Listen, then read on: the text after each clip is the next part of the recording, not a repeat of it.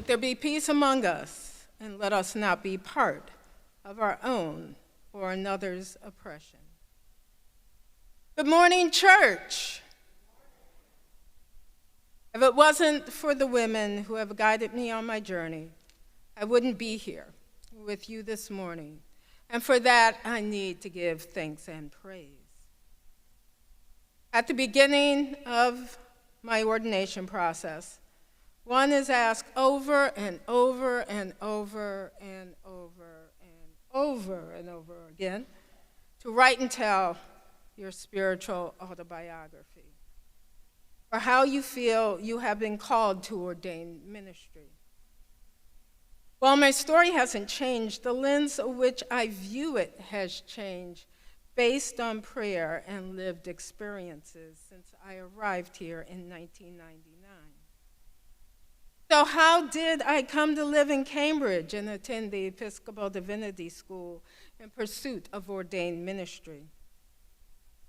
In March of 1999, I came to Boston to interview for a development job at Boston University. No irony there. The interview went well enough, and there was a housing shortage at the time, and was encouraged to look around to see where I would like to live. My only knowledge of the Boston area was Cambridge, Back Bay, the South End, and my annual trip with my Brooklyn friends to shop at Filene's Basement. That evening, after grabbing some dinner on Newberry Street and praying at Trinity, Boston, again, no irony there, I was walking down the street, and a business sign caught my eye. The name of the business was Matching Roommates. Thinking that this might be a good option, I walked in.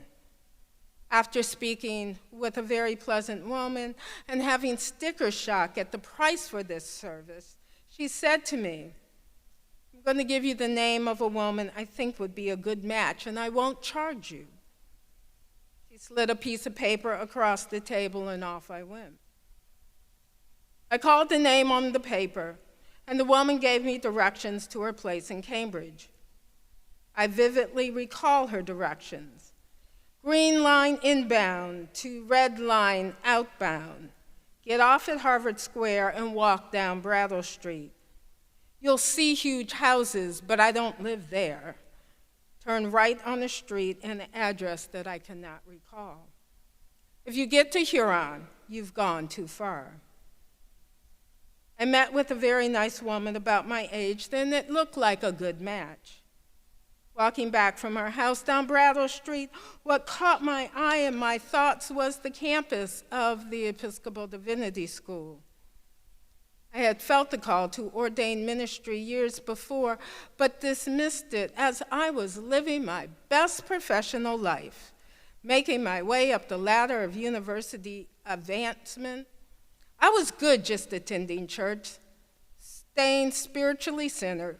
All is good here. Until something stopped me dead in my tracks in front of the campus on Brattle Street, and I stared at the building in the center of campus. I looked to the right at the chapel and to the left at what looked like a dorm, and a voice in my head said, "You either walk through it now, or you leave it alone." I didn't get the job at BU, but I got an interview at EDS. The Reverend Dr. Cheryl Kajawa Holbrook and an amazing 30-year student, Iona Nisei, spoke to me that day. And by that August, I had quit my job and I was moving to Cambridge as a first-year MDiv student. In that moment of spiritual clarity on Brattle Street, I was called to follow Jesus.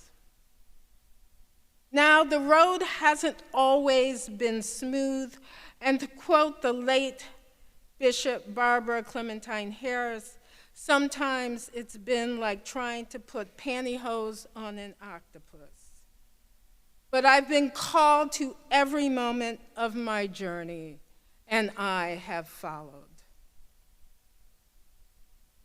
The New Testament records Jesus using those words, "Follow me," 22 times.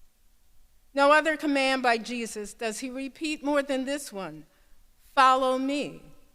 He doesn't say love me or worship me or give me something. He says simply, follow me, walk with me, do what I do, learn from me. Over and over again, we find Jesus saying those words to people.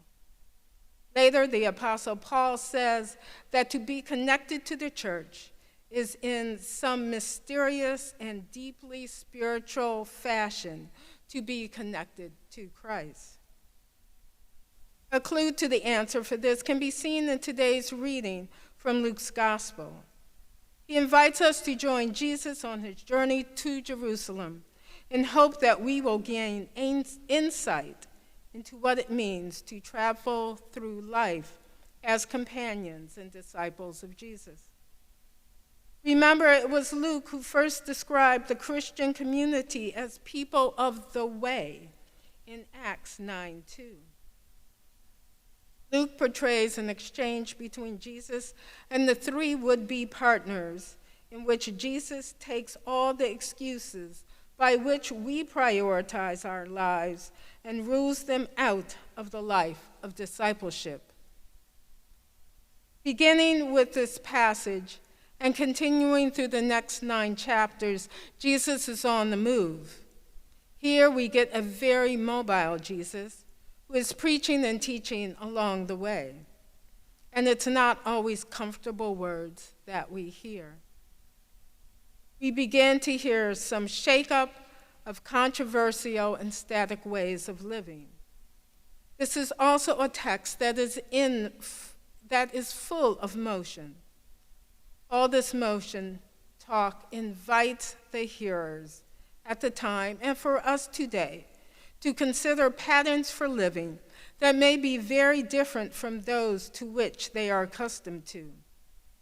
Being stable citizens, hopelessly fixed on our safe environment of a comfortable home and surrounding does not prepare us adequately for discipleship.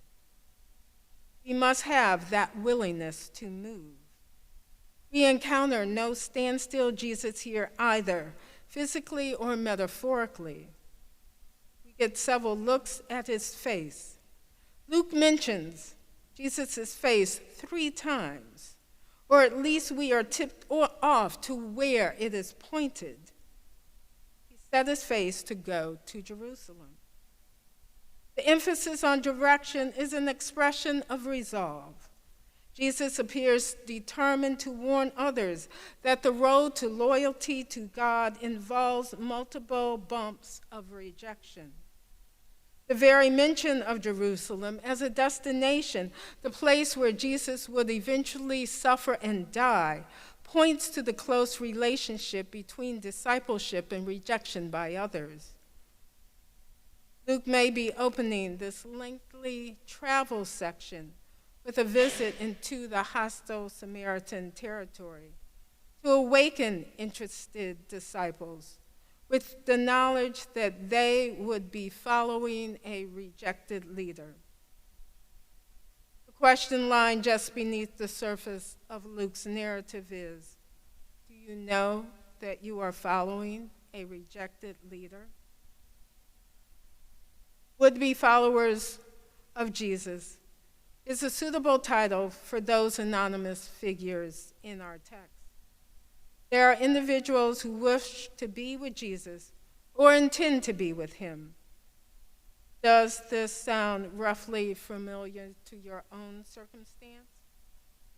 For all our eagerness and interest in Jesus Christ, discipleship also looks most attractive when we set the terms.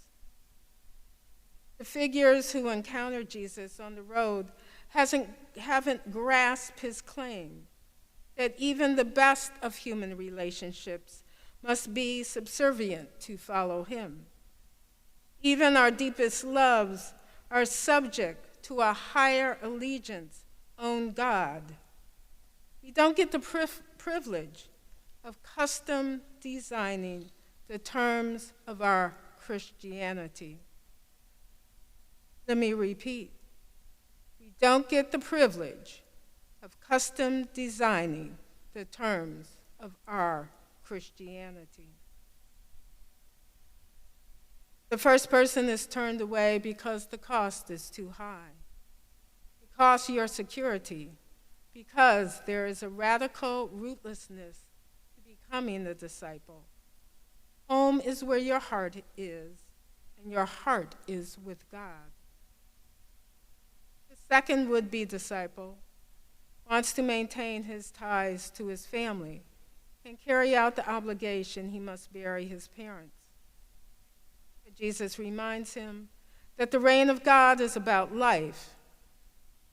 And if one is so rooted in the past, then perhaps they themselves are dead to new ideas and ways of seeing the world. For Jesus, one cannot put off the realm of the living while attending to the realm of the dying. Then there's the third person who asked Jesus to let him go kiss his parents goodbye. Now, who would be against that? But Jesus says there is no looking back because in the reign of God, life moves forward. Jesus is the one who brings in the reign of God, and he wants disciples that he can count on. And there is a cost. The price of followership, though, is seen in a more hopeful light when we comprehend what Jesus means by his words, "Follow me." In Aramaic, Jesus' language, the word for follow doesn't mean follow behind. Jesus is not saying, do this after me. He is saying, do this with me.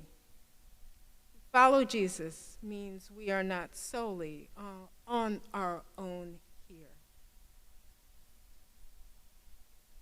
G.K. Chesterton wrote that Christianity has not been tried and found wanting. It has been found difficult and not tried. To be a follower of Jesus is not so we can be better informed. We have to be formed. It is not enough to engage the intellect.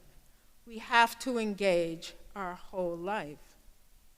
Every Sunday, we learn something about what it means to follow Christ. We are just people along the journey who are doing our best to serve. We learn that being kind is more important than being right. We learn that it is those moments of recognizing God's presence that makes life so special. We learn that love, not time, heals all wounds. We learn that we can always pray for someone at any time and any place. We learn that the best way to grow as Christians is to surround ourselves with people, no matter where they are on their life journey and their spiritual journey. We learn that while everyone wants to live on the top of the mountain, joy and growth happen while we are climbing the mountain. And we desperately need each other to climb that mountain. We learn that when we follow Christ, Christ walks beside us. Everyone who is here this morning, physically, online, or watching later, comes to us from a unique angle, physically, spiritually, and emotionally. Regardless, there is a shared, if not always articulated sense that we are implicating ourselves in something good and in something noble, something that is put at the disposal of God's Holy Spirit for advancing the interests of God's people on earth.